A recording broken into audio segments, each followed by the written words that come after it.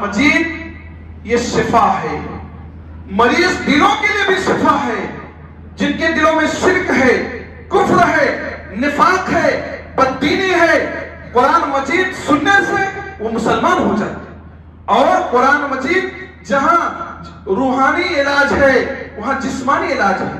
آدمی بیمار ہو، پریشان ہو، ڈاکٹروں کی دوائیاں کھا کھا کر تھک گیا ہو اور اسے ریلیف آرام نہ مل رہا ہو، قرآن مجید پڑھ کر، قرآن مجید کی سورت پڑھ کر، سورہ فاتحہ پڑھ کر، کوئی اور سورت پڑھ کر دم کر دے، انشاءاللہ شفایاب ہو جائے۔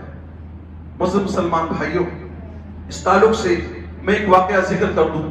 صحیح بخاری کی روایت ہے، حضرت ابو سعید خدری رضی اللہ عنہ فرماتے ہیں کہ اللہ کے نبی کریم صلی اللہ علیہ وسلم کے چند صحابہ ایک گاؤں میں گئے اور وہاں پہنچنے کے بعد ان لوگوں نے گاؤں والوں سے مہمان نوازی کا مطالبہ کیا، لیکن ان لوگوں نے صحابہ کرام کی مہمان نوازی نہیں کیا۔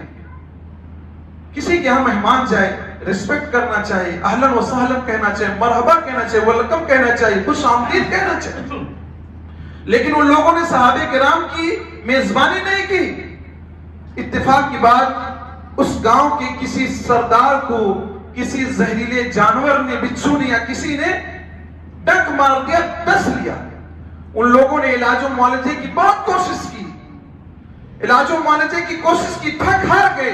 کسی نے کہا ایک قافلہ آیا ہے عرب سے، ہو سکتا ان کے پاس کوئی علاج ہو۔ یہ لوگ جب گئے ان سے اس مسئلے کو ذکر کیا تو ایک صحابی نے کہا کہ ہم فری میں علاج نہیں کریں گے، فیس لگے گی، کیونکہ تم لوگوں نے مہمان نوازی نہیں کی ہے۔ اور چند بکریوں پر ان کی بات طے ہوئی، سورہ فاتحہ انہوں نے پڑھا اور پڑھنے کے بعد سردار کے اوپر دم کیا۔ ایسا محسوس ہوا کہ وہ سردار کسی رسی میں بندھا ہوا تھا، کھل گیا اور چلنے پھرنے لگا۔ صحابہ کرام جو ساتھ میں موجود تھے کہا بکریوں کو بانٹ لیا جائے، اور کتنی بکری ملی؟ 30 بکریاں ملی۔ سورہ فاتحہ پڑھ کر دم کیا، 30 بکری مل گئی۔ کچھ لوگ اعتراض کرتے ہیں کہ حافظ جی کو رمضان میں اتنا دے دیا گیا، اتنا دے دیا گیا۔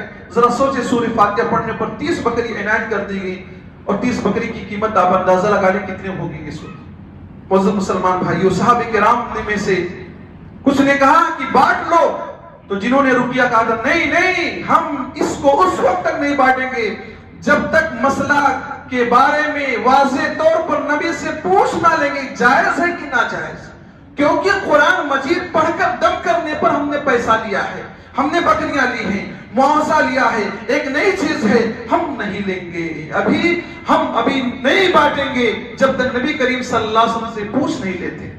آج ہمارے نوجوان کسی مسئلے میں ڈاؤٹ ہے، پہلے کر لیں گے، بعد میں کسی عالم سے رجوع کریں گے کہ میں نے ایسا کر لیا ہے، اب آپ کی رائے کیا ہے۔ حالانکہ جب کسی مسئلے میں ڈاؤٹ ہو، شبہ ہو، تو آپ کے پاس، آپ کے علاقے میں، آپ کی مسجدوں میں جو امام ہیں، علماء ہیں، ان سے جڑ کر مسئلہ دریافت کیجیے۔ وہ صحابہ کرام نبی کریم صلی اللہ علیہ وسلم کے پاس گئے، نبی کریم صلی اللہ علیہ وسلم سے مسئلے کو ذکر فرمایا۔ نبی نے پوچھا کیسے تم کو معلوم ہے کہ سورہ فاتحہ رقیہ ہے؟ رقیہ جائز، رقیہ جائز ہے جو شرک کی غلاظتوں سے پاک ہو، جو بابا اور دوسرے لوگ کرتے ہیں اس میں منتر سنتر پڑھتے ہیں، اس لیے وہ ناجائز ہے۔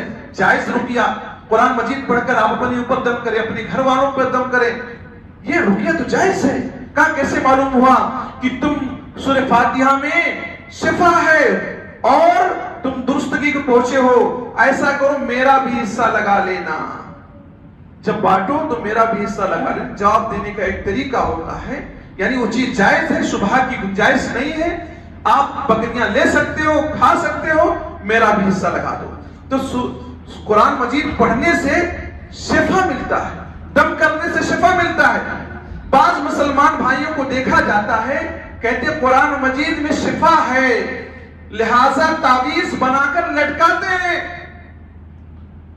اور کہتے ہیں اللہ تعالیٰ خود کہتا ہے قُلْ هُوَ لِلَّذِينَ آمَنُوا هُدًى وَشِفَاءٌ، قرآن مجید شفا ہے مومنوں کے لیے، ہدایت کا ذریعہ ہے قرآن مجید، اس لیے ہم تعویذ بنا کر لٹکاتے ہیں۔ ایسے لوگوں سے میں کہتا ہوں قرآن مجید نے شہد کو بھی شفا کہا ہے، فِيهِ شِفَاءٌ لِلنَّاسِ، قرآن مجید میں اللہ ذکر فرماتا ہے کہ شہد میں لوگوں کے لیے شفا ہے، ان سے کہو شہد میں شفا ہے، شہد کو لٹکا کر چلو، کہیں گے نہیں اس کو لٹکا کر نہیں چلیں گے، مکھیاں ڈنک مار دیں گی، کیڑے مکوڑے آ کر بیٹھیں گے۔ کہتے ہیں شہد کھانے سے شفا ملتا ہے، اور قرآن مجید کو لٹکا کر شفا حاصل کر رہے ہیں، شہد کو کھا کر شفا حاصل کر رہے ہیں۔ میرے معزز مسلمان بھائیوں، قرآن مجید پڑھنے سے، دم کرنے سے، اس میں غور و فکر کرنے سے، اس پر عمل کرنے سے شفا ملتی ہے۔ اس کو لٹکا دو دیوار پر، یہ اس سے شفا ملنے والی نہیں ہے۔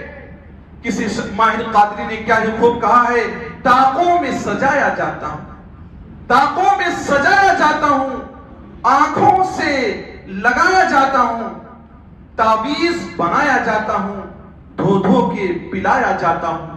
قرآن مجید مسلمانوں نے الماریوں میں رکھ دیا ہے، سجا دیا ہے، اتنا اوپر رکھ دیا ہے کہ اسے اٹھانے کی نوبت سال بھر نہ آئے، دھول جم جائے چلے گا، لیکن قرآن مجید کو اتنا اوپر رکھ دیتے پڑھنے کی نوبت نہیں آتی۔ ہاں لڑائی جھگڑا ہو، قرآن کی قسم کھانے کی بات کریں گے جو کہ صحیح نہیں ہے، اور اسی طرح کے اور مسائل ہیں، قرآن مجید کو وہاں پر استعمال کرتے ہیں پڑھنے کے لیے، علم کے لیے، عمل کے لیے۔